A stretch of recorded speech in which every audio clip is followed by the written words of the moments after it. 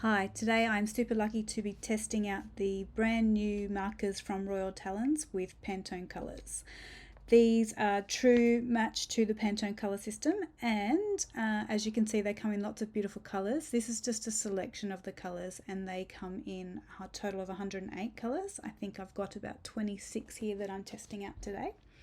I am testing them out on a smooth card surface and a watercolour paper, so it's got a rough, toothier texture to it.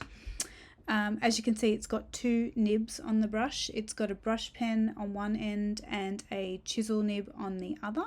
I think I preferred the brush pen, just as my go-to, but I did find some cool effects with the fatter chisel as well. As you can see here on the smooth paper, the colour is quite intense and rich when you pop it on, but it dries really fast. They're water-based and they dry pretty much instantly on the smooth stock. And the colour goes from a really bright, intense colour, and it does sink down to a softer colour after it dries off, which I think is kind of cool. Now I'm testing them out on the watercolour paper.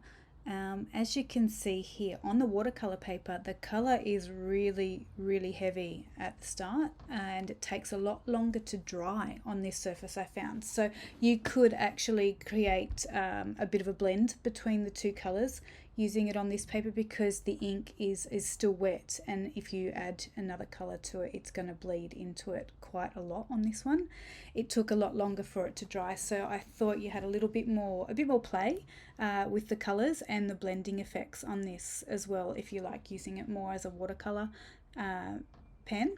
And as you can see on the left, you've got the flatter smooth card, and you can see how light the colors have actually dried off to, quite a lot lighter than the colors on the watercolor paper. And the ones on the watercolor paper did tend to stay a little bit more brighter, I think, or a bit more, deeper in color than the ones on the smoother stock after the inks had dried.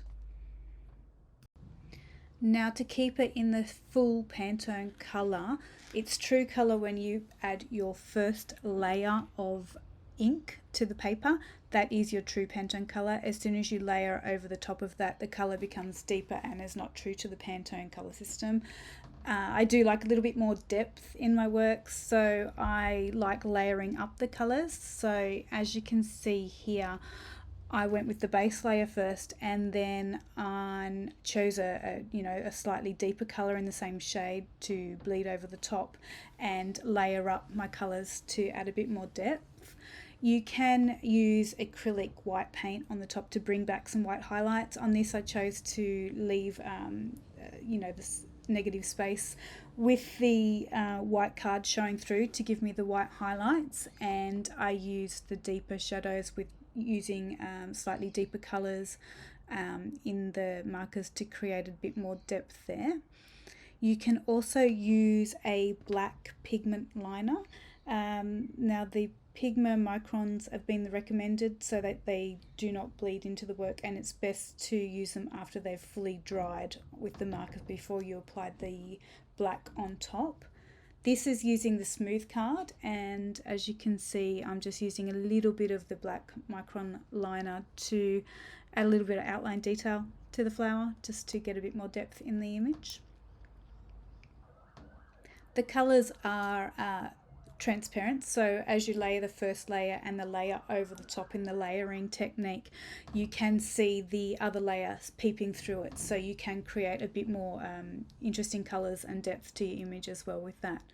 On the watercolor paper, as it dries a little bit slower, you can get that bleeding watercolor kind of effect with the pens, which is really nice.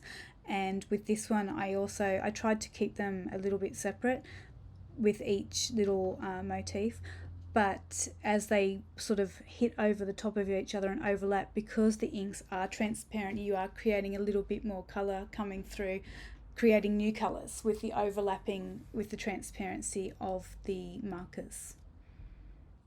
I quite like using these markers on the watercolor paper because it is you can keep it quite loose, free style with it as it bleeds out into each other and overlaps a little bit, so the colors do meld into each other, and you can create this kind of watercolorish type effect with the markers, which I think is really nice and quite a fun little print to create with them. And again, the same with the smooth paper. You can, if you want to create a bit more depth and outlines, use the black micron markers to create and see more of your outlines of each motifs.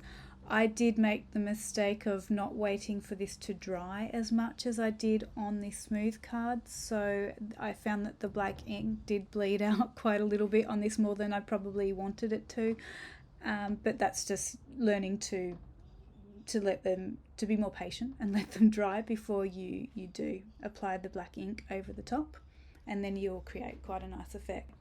Overall, the colours have been quite intense in the palette, probably a bit deeper than I would normally go for, but the lighter colours are quite pretty and soft, which I like. And I do like the choice of the two nibs, the brush and the chisel on these, and as you can see, I've created quite a lot of effects with my little test outs today on these cards.